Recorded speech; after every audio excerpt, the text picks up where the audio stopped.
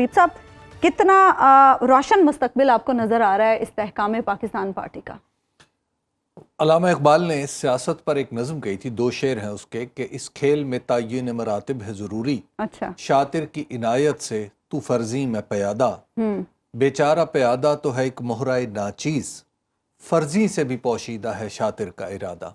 बाज़ औक़ात होता यह है कि आपको जो पार्टियां बनती हुई नज़र आती हैं, दरअसल उनकी क़ुव्वत कहीं और होती है। अच्छा। तो जहांगीर खान तरीन साहब जो हैं, उनकी क़ुव्वत भी अभी लोतरा तक महदूद है, जो कुछ भी है। अच्छा। तो अब उनके तमाम तर जो लोग मिलेंगे और अपने अपने हलकों में वापस जाके अपनी पार्टी के बारे में बात करेंगे लोगों से, तो उसके बाद अंदाज़ा होगा कि ये पार्टी वाक़अतन एक अवामी पार्टी है या महज एक इज्तमाए साबिक अराकीन असम्बली है। अच्छा। फ़िलहाल ये इज्तमा मालूम होता है क्योंकि इसमें बेशतर लोग वो हैं जो पाकिस्तान के सियासत में सिर्फ इस वजह से एग्जिस्ट करते हैं कि वो पाकिस्तान तहरीक इंसाफ का हिस्सा रहे हैं, या पाकिस्तान तहरीक इंसाफ की वजह से वो हुकूमत में आए और उन्होंने सियासत में अपनी एक अलग शनाख्त बना ली। उस अपनी मेन स्ट्रीम से टूट के एक जो ट्रिब्यूटरी में आए हैं, ये जो एक दूसरी तरफ इन्होंने रास्ता, एक टेंजेंट निकाला है, इस पर चलते हुए क्या वो अपनी वही इनफरादियत बरकरार रख सकते हैं या नहीं, ये एक ऐसा सवाल है जिसका जवाब उसी सूरत में मिल सकता है या तो कोई इलेक्शन हो, यानी वो अपना वोट बैंक बरकरार रख सकते हैं या नहीं, वोट बैंक देखना पड़ेगा, और उससे पहले यानी शॉर्ट ऑफ इलेक्शन कोई उसी तरह का जलसा करके दिखाएं जिस तरह मीनार पाकिस्तान में पाकिस्तान तहरीक इंसाफ ने एक वक्त में किया था या फैसलाबाद में किया था, या उसी तरह के कुछ जलसे जुलूस करके दिखाएंगे, तो उससे अंदाज़ा होगा कि वाकई ये पार्टी मतलब ये पार्टी वाकई अपनी जगह प्यादों में भी बना चुकी है या सिर्फ अभी शातरों की बिसात का हिस्सा। अच्छा, जहांगीर तरीन साहब तंजीम साजी में तो बहुत अच्छे हैं, हमने देखा, आप भी ये बात काफ़ी बार कह चुके हैं। अगर हम सियासी हवाले से बात करें, क्या लगता है आपको जहांगीर तरीन साहब किस तरह से अपनी इस पार्टी को आगे ला सकते हैं, किस तरह से दूसरी जमातों के लिए ये पार्टी खतरा बन सकती है? जहांगीर तरीन साहब की जो सियासत है उसकी थ्योरी वो खुद एक दफ़ा एक प्रोग्राम में बयान कर चुके हैं कि उनका ख्याल है पंजाब में जो शख्स हुक्मरान होगा वो मरकज़ में भी होगा, और नेचुरली पंजाब के अंदर 140 से ज़्यादा नशिस्तें हैं कौमी असम्बली की, और ये निस्फ से तकरीबन निस्फ से ज़ायद बनती हैं, तो इतनी बड़ी तादाद में नशिस्तें जिस सूबे में हों तो नेचुरली वहाँ पे सियासत का मैदान काफ़ी वसी हो जाता है और वहाँ पे काफ़ी फरीक भी पैदा हो जाते हैं।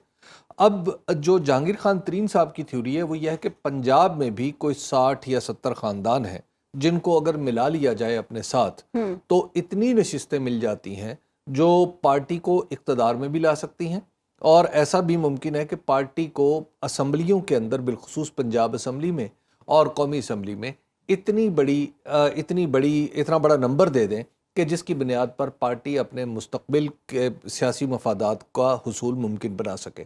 तो अब अगर तो सिर्फ इस थ्योरी पे चलना है तो जाहिर है फिर पार्टी किसी और शक्ल में जाएगी, लेकिन इस वक्त हम देख रहे हैं कि पार्टी में जैसे अली ज़ैदी साहब जो पाकिस्तान तहरीक इंसाफ से ताल्लुक़ रखते थे, साबिक गवर्नर सिंध इमरान इस्माइल वो भी इसमें शामिल हैं, और अगर महमूद मौलवी साहब, अब इसी तरह और लोग अगर दूसरे सूबों से भी आ जाते हैं तो फिर देखा जाएगा कि क्या वाकई ये सियासत में अपना रंग जमा पाते हैं या नहीं। अभी तो इनका बहुत ज़्यादा वेट महसूस हो रहा है, बहुत ज़्यादा वजन लग रहा है कि बहुत भारी है, लेकिन जब ये मैदान में आएंगे तो उस वक्त देखेंगे कि अल्टीमेटली ये जितने लोग आज यहाँ पर जमा हैं इनमें से कितने लोग हैं जो असम्बली में जाने के लिए अपना हल्का जीत सकते हैं। और आपको क्या लगता है ज्यादा असर और रसूख किन इलाकों में होगा इस पार्टी का?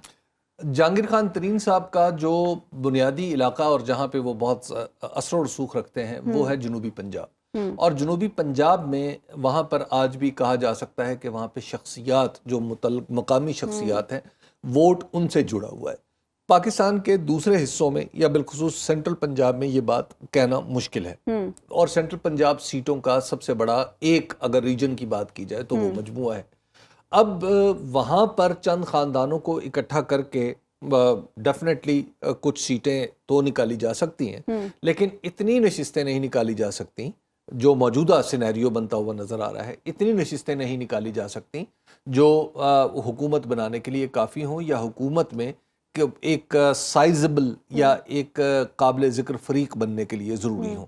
تو وہ صورتحال پیپلز پارٹی کو تو ٹف ٹائم دے سکتے ہیں. دیکھیے ابھی تو کوئی سمجھ نہیں آ رہی کہ کون سی پارٹی کس کو ٹف ٹائم دے گی. یہ وجہ یہ ہے کہ پاکستان پیپلز پارٹی صدر آصف علی زرداری صاحب کی قیادت میں پنجاب میں اپنے قدم جمانے کی کوشش کر رہی ہے. بہت سارے لوگ اس میں شامل ہو رہے ہیں اور وہ بھی جنوبی پنجاب سے تعلق رکھتے ہیں، اور جنوبی پنجاب کی کئی نشستیں ہسٹوریکلی باقاعدہ طور پر جو پاکستان پیپلز پارٹی ہے وہ جیت چکی ہے. اب یہ جو آئی پی پی بنی ہے، آئی پی پی کیا آئندہ اسی طرح کچھ نشستیں وہاں سے جیت پائے گی یا نہیں جیت پائے گی؟ کیونکہ جنوبی پنجاب میں ووٹ بینک کافی تکڑا ہے پاکستان پیپلز پارٹی کا، لیکن جہانگیر خان ترین صاحب کی جو پارٹی ہے اس کا انڈیویجولز کا ووٹ بینک ہے، ابھی استحکام پاکستان کا کوئی ووٹ بینک نہیں ہے. تو استحکام پاکستان پارٹی جب میدان میں اترے گی تو تبھی پتہ چلے گا. خیر، تو یہ جو ایک دوسرے سے مقابلہ ہے، یعنی اس وقت اس کا تبھی پتہ چلے گا جب انتخابات. دیکھیں مرکزی حکومت میں جہانگیر خان ترین صاحب کے لوگ بھی موجود ہیں اور وہ پی ڈی ایم کو سپورٹ کرتے رہے ہیں. اسی طرح خود پاکستان پیپلز پارٹی مرکزی حکومت میں موجود ہے، تو پنجاب اور پی ایم ایل کیو بھی موجود ہے. اب یہ تینوں جماعتیں ایک دوسرے کو کاٹیں گی یا ایک دوسرے کے ساتھ لڑیں گی؟ کیا یہ پاکستان تحریک انصاف کا ووٹ لیں گی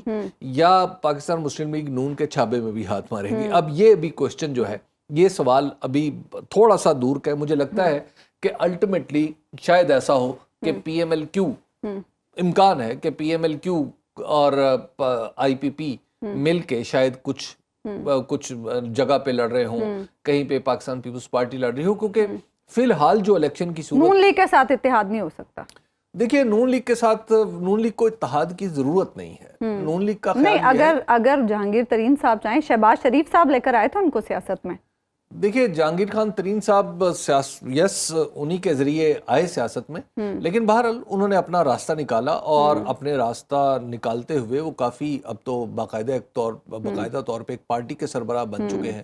تو کسی پارٹی کا سربراہ بننا تو سیاست میں کسی کی آپ یوں کہیے کہ آخری درجہ ہوتا ہے نا، یعنی پولیٹیکلی شارٹ آف گورنمنٹ.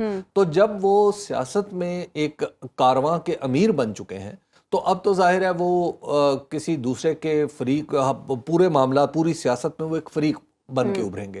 تو اب اس فریق کو کہاں سے مدد ملے گی یہ ایک سوال ہے. لیکن آئی پی پی جو مخفف اس کا بن رہا ہے، میں ایک کامن سپورٹر ہوں، تو ہم نے آئی پی پی کا نام انڈیپینڈنٹ پاور پروڈیوسرز کے نام سے سنا تھا، یہ جو بجلی کے کارخانے لگے تھے. تو آپ اس کو یوں سمجھ لیجئے کہ ابھی تک یہ ایک انڈیپینڈنٹ پاور پروڈکشن ہی ہے. اچھا، اور آپ کو کیا لگ رہا ہے جو جہانگیر ترین صاحب کی نااہلی کا معاملہ ہے، یہ بھی یقیناً ان کے لیے ایک بڑا چیلنج ہے، کیونکہ ایک جماعت تو انہوں نے کھڑی کر دی ہے لیکن اپنی نااہلی ختم کروانا بھی ان کے لیے بڑا ضروری ہے.